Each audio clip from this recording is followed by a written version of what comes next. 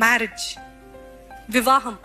రక్షణ తర్వాత రెండోది బహు కీలకమైనది, బహు ఇంపార్టెంట్ అయినది వివాహం. ఈ వివాహ విషయంలో నాకు నచ్చింది, నేను అనుకున్నాను ఇది జరగాల్సిందే. దేవుని దగ్గర విచారం చేస్తారా?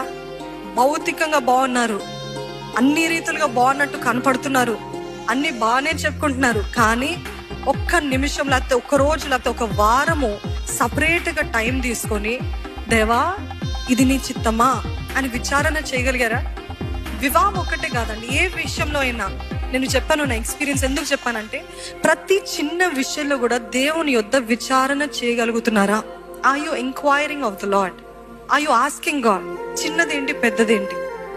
తర్వాత నష్టపోయిన తర్వాత ఎందుకు దేవా అనుమతించావు కాదండి, అది మన బుద్ధి, మన అవివేకము, మన అజ్ఞానము బట్టి మనం కొని తెచ్చుకున్నాం. ఈరోజు మన జీవితాలు